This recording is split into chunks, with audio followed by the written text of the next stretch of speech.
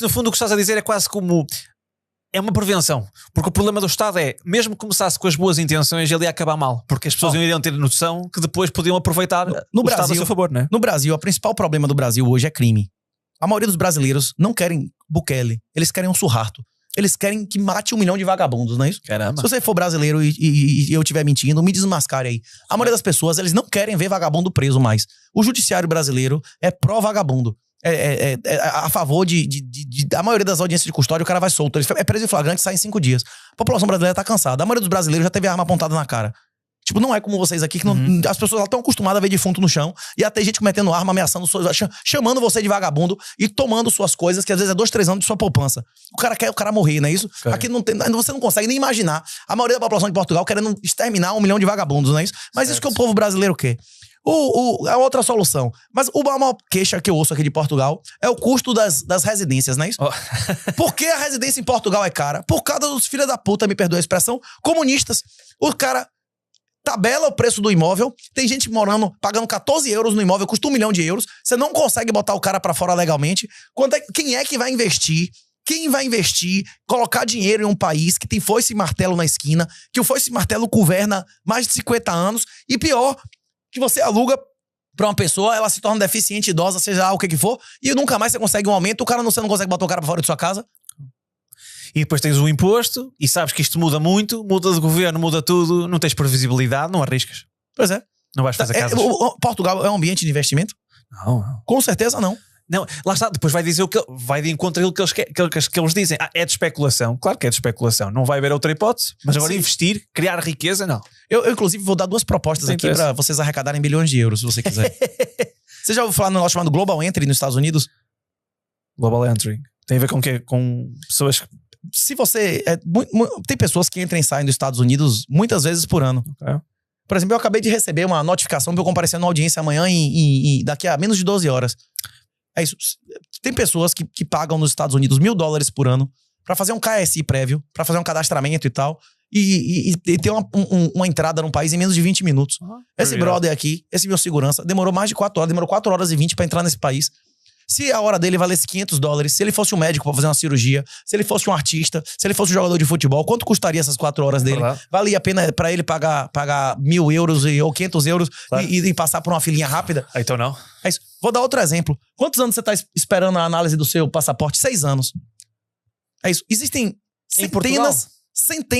existem centenas de milhares de pessoas, centenas de milhares de pessoas que deram entrada nos últimos 6, 7, 8 anos de processo de nacionalidade, que a lei portuguesa reconhece, filhos e netos de portugueses, os descendentes lá dos judeus e tudo mais, que não tem o pedido analisado. Eu não tô falando vender passaporte, não. Eu tô falando pagar para o cara contratar alguém e dizer sim ou não. Cumprir a porra da lei de Portugal. Se passasse uma lei dessa e, sei lá, 300 mil pessoas pagassem 5 mil euros, seria quanto? Hein? Certo. O Portugal tá deixando arrecadar bilhões pela sua falta de eficiência, né? E se você botar isso no ouvido do primeiro-ministro, ele chega e vai ficar molhado. Ele vai ter a excitação de pensar no dinheiro, o que é que ele vai fazer com esse aumento arrecadatório, não é não? Você não acha não que os comunistas vão gostar dessa ideia? Mas eu acho que ainda assim isso não iria acontecer. O quê? Acho que ainda assim não iria acontecer. Ele ia ovular, eu quero agora, não é isso? Hein? Você acha que o político não ia gostar dessa ideia desse projeto, não? Eu acho que eles gostam de todas as formas que possam arrecadar. Arrecadar, não é isso? É verdade. Mas ainda assim acho que também são cansados, têm preguiça. Tem que ser uma ideia muito mais fácil. Mas arrecadar dinheiro?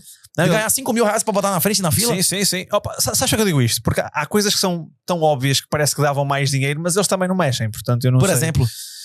Teria agora que pensar várias coisas, mas imagina isto. Tu estás a querer cativar pessoas para investir em construir casas, não é? A primeira coisa que tu irias pensar o que era? Bom, vou baixar os impostos porque eu também vou arrecadar mais no fim. As pessoas vão construir casas, eu vou arrecadar mais. Nem isso fazem. Rapaz, quando eu tava aqui na época eleitoral e vi faixas prometendo redução e tabelamento de aluguéis. Rapaz, você vê um negócio desse, quem é maluco de comprar E se o cara não pagar, você tira fácil do seu imóvel? Mas não. Não, isso é uma ideia que, pronto, não faz grande sentido. Não existe propriedade privada nesse país. Agora, no Brasil é pior. Eu não sei se você acompanhou, mas recentemente teve um escândalo que ainda não tem números exatos. Tá entre 70 e 100 bilhões com B, de descontos ilegais em aposentados. O cara já é velho e tal, e começava a descontar coisas que não existia, que era pura corrupção, algum sindicato, uma associação que ele nunca se filiou, empréstimos bancários que o cara nunca pediu. E aí dava o dinheiro ao cara e cobrava 3 vezes mais, porque eram juros assim exorbitantes. Uma pessoa num país desse vai confiar no sistema bancário? Para um banco fazer centenas de milhares, se não milhões de contratos ilegais e movimentar dezenas ou centenas de bilhões, significa que o banco é uma organização criminosa, não é isso? O banco e o governo são organizações criminosas, né? Pelo menos eles funcionam como organizações criminosas. Não tem como isso acontecer sem bandido na Previdência, como você chama aqui, na Previdência, não é isso? Sim, e não tem como acontecer. Não é o banco, não é alguém do banco ser criminoso, é o banco inteiro. É o compliance, o board, a estrutura inteira do banco ser criminosa, não é isso ou não? Ok? Não, isso é assustador. Mas você confia num banco desse? Você vai confiar na Previdência dessa? Mas e agora repara que tu tens o pessoal mais à esquerda, tipo, imagina um comunista, a dizer que a banca é corrupta de direita. Ou que está a banca portuguesa foi criada pela Revolução. Os únicos ricos nesse país são descendentes da Revolução. Todo mundo sabe disso. Pois. É mentira o que eu tô dizendo? Mas a questão é que a comunicação que é passada é dessa forma. Que a banca está sempre associada ao capitalismo. Quem são os donos do Jerônimo Martins? São pessoas que estão em Portugal há séculos ou são filhos da Revolução? Hein? É verdade. O quê? É verdade. Não, mas lá está. Isso quando não é esquema de corrupção, como o Banco Espírito Santo ou a Telefônica, não é isso? Certo. Mas Portugal Telecom, não é isso? Exatamente. Isso é mais antigo. Mas não deu? E quebrou por corrupção. Deu. Inclusive com a mão de Lula no meio, não é isso? Pois, essa parte. Não, mas é que as pessoas depois estão sempre a associar a isso. Imagina quem vive em Portugal. Associa. O BES teve este problema e associa sempre. Lá está. Que as empresas são todas iguais, é tudo do mesmo estilo e uma coisa não tem nada a ver com o sistema bancário do Fiat, o sistema bancário satânico, o sistema bancário de moedas fiduciárias, ele é mais vinculado à lei do que qualquer policial. Seja a Polícia de Segurança, PSP, GNR, Judiciária. Um policial tem muito mais discricionariedade, tem muito mais liberdade no agir do que um banqueiro. O banqueiro só pode fazer exatamente o que é autorizado por lei. Nesse aspecto, um banco é a antítese do capitalismo. Um banco estatal, um banco regulado por um Estado, ele é muito mais um órgão público do que uma empresa, não é isso? Claro. Ele faz algo que não está autorizado por lei? Não. Mas depois lá está, como também o Estado coloca dinheiro nos bancos, percebes? Há ali. Mas lá está, é o que eu digo, isso é o Estado grande. Não, inclusive você é contra banco? Eu não tenho nenhum centavo em banco. Meu saldo em bancos é menos 300 mil reais. Não tenho nada em banco. Nada. Nenhum juiz vai tomar nada.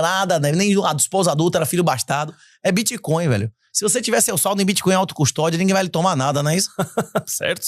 É um facto. Não, se você conseguir manter... se você estiver disposto a morrer, não é isso? Sim. Mas também a pessoa também não leva nada.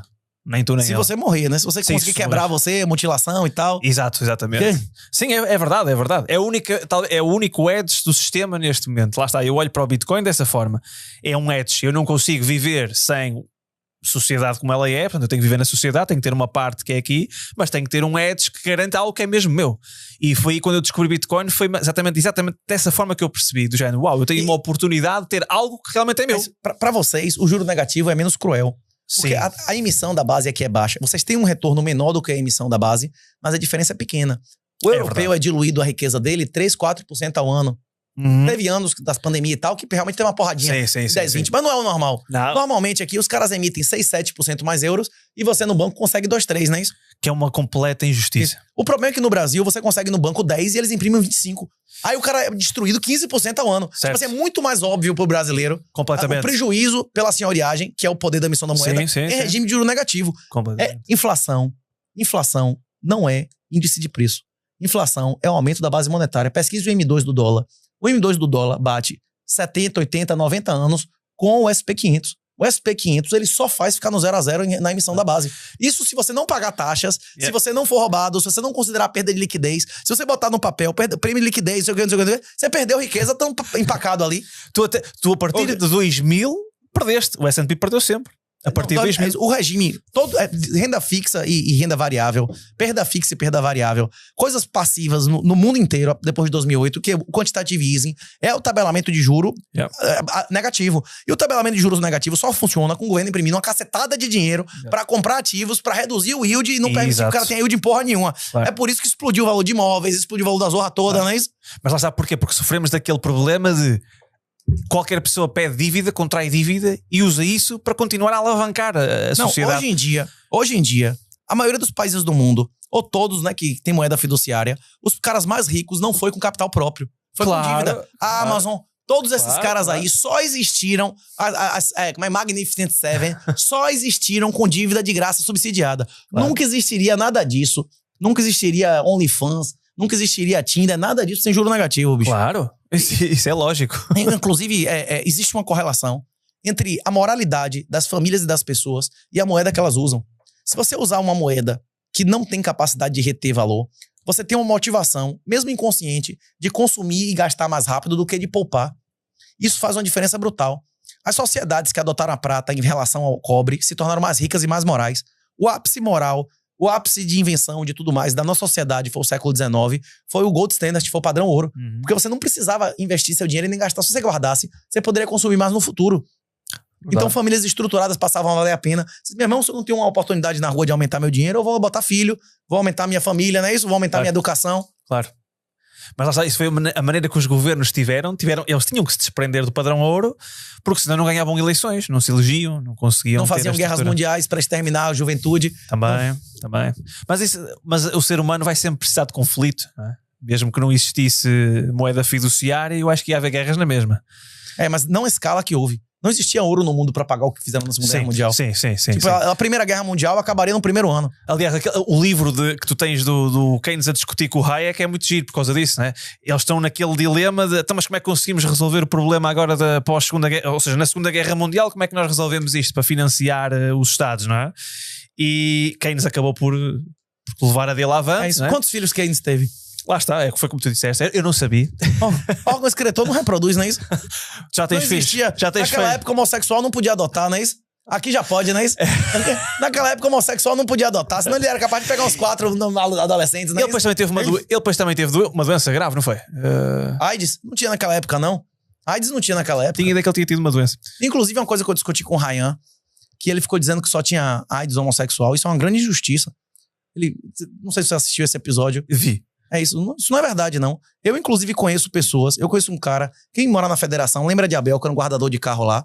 Abel pegou AIDS, ele tinha um problema com mãe, com relação com mãe.